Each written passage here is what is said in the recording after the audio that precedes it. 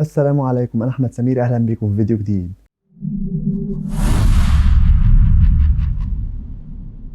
النهارده هحلل عرض فرايدي نايت سماك داون نيو ييرز ريفولوشن، ثورة العام الجديد.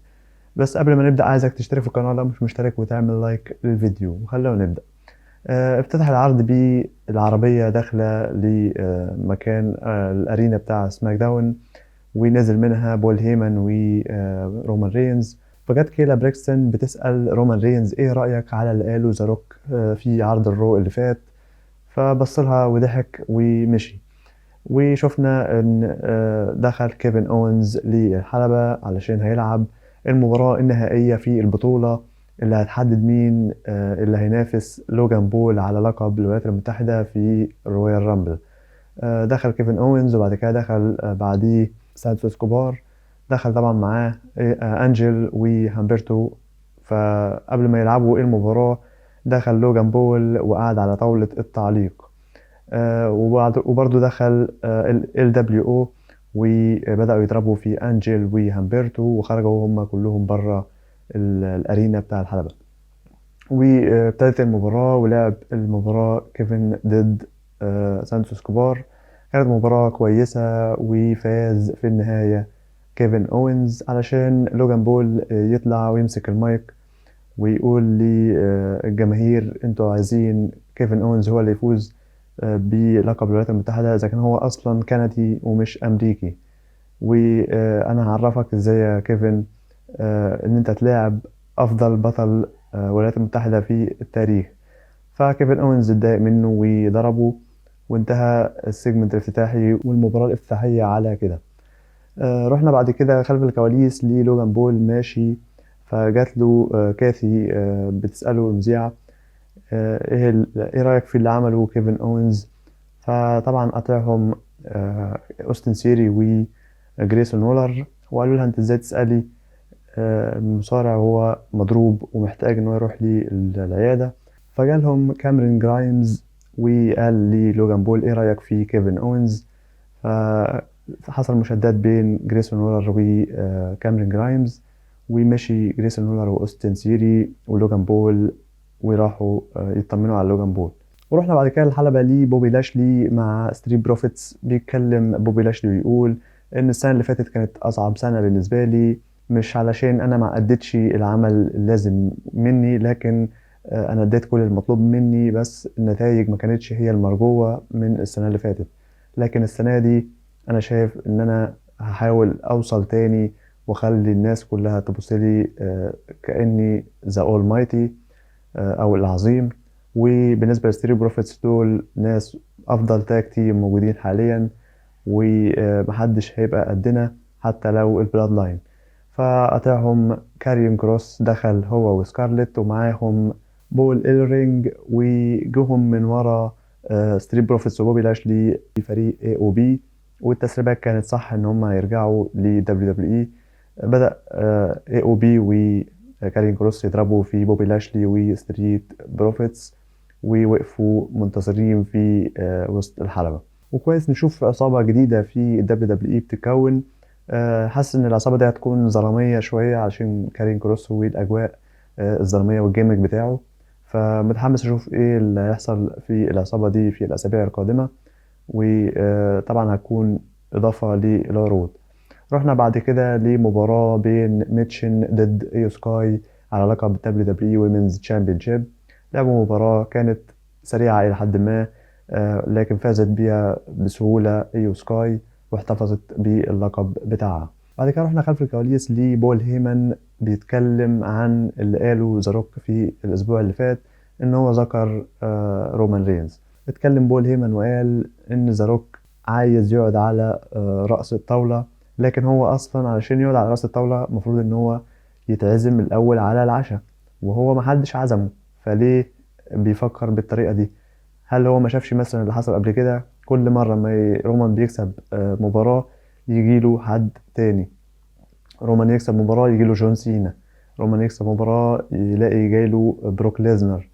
بعد كده لقينا كودي رودز خسر وقال ان انا لسه ما كملتش القصه بتاعتي. بعد كده رجع سي ام بانك بعد 10 سنين غياب عن دبليو دبليو اي، وقال اني انا بول هيمن جاي، اول واحد يكون بول هيمن جاي.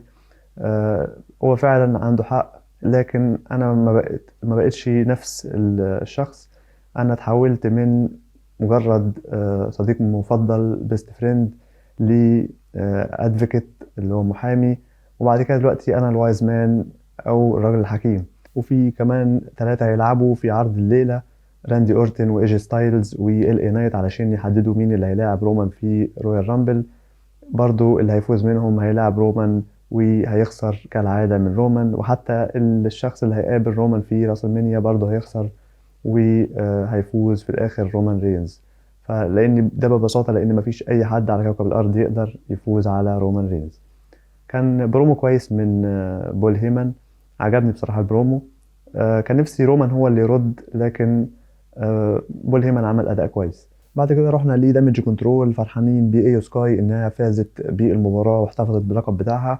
بيلي قالت لهم ان انا زي ما توقعت ان ايو سكاي هتفوز، وان السنة دي هتكون سنة كويسة جدا بالنسبة لدامج كنترول. ايو سكاي هتفضل محتفظة باللقب بتاعها، والخطوة الجاية ذا كابوكي ووريرز يفوزوا بألقاب التكتيم. فداكوتا كاي قالت لها ان انت كمان محتاجة تحققي اللي انت حلمتي بيه، تخش الرويال رامبل وتفوزي بيه وتلعبي ريا ريبلي وتاخدي منها اللقب بتاعها.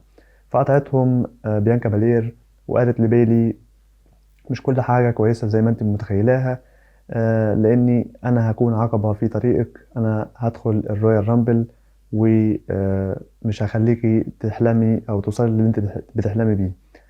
وسابتهم ومشيت علشان ايو سكاي تتكلم طبعا بالياباني، وداكوتا كاي تترجم لبيلي وتقول لها اعتقد ان انت لازم عندك مشكله مع بيانكا بالير ولازم تحلي المشكله دي.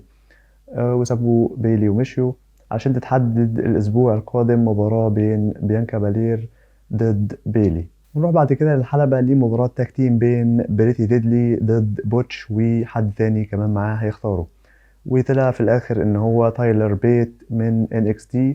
لعبوا المباراة وكان بصراحة تايلور كويس.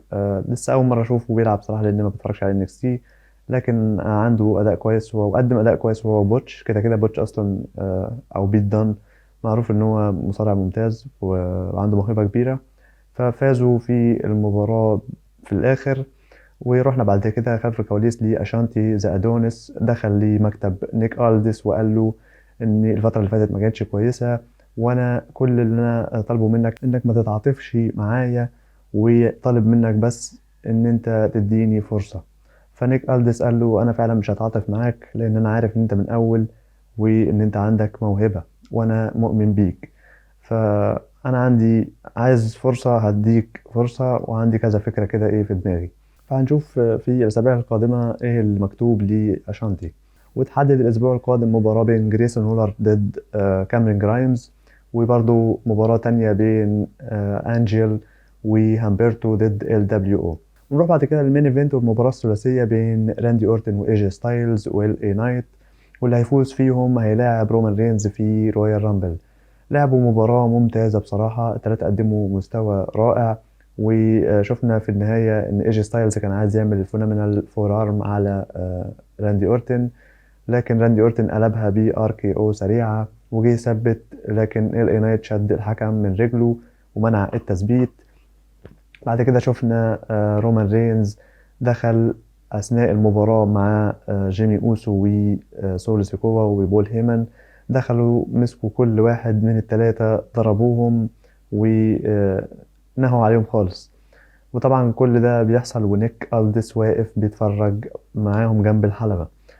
سابهم لحد ما خلصوا خالص، ونيك ألديس راح لبول هيمن وقال له بعد ما تحتفلوا باللي انتوا عملتوه ده، عايزك تبلغ رومان ان في رويال رامبل هتكون مباراة فيتال فور واي، مباراة رباعية بينكوا انتوا الأربعة: رومان رينز، راندي أورتن، ايجي ستايلز وال اي نايت، على بطولة ال WWE Undisputed Universal Championship.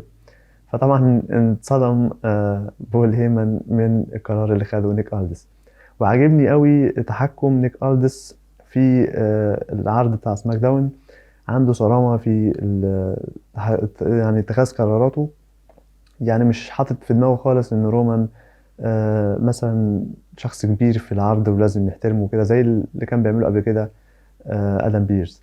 فعجبني بصراحة دور نيك ألدس في العرض ده، وانتهى العرض على كده. عرض عجبني بصراحة، كان كويس وفيه ماتشات كويسة. تقييمي للعرض هو 8/10. قولوا لي رأيكم في التعليقات، وإيه اللي هيحصل بعد كده، وردة فعل رومان هتكون عاملة إزاي. وبس ده كان كل اللي عندي لفيديو النهاردة. اشترك في القناة لو مش مشترك، واعمل لايك للفيديو. كان معاكم أحمد سمير، أشوفكم إن شاء الله في فيديو جديد. سلام.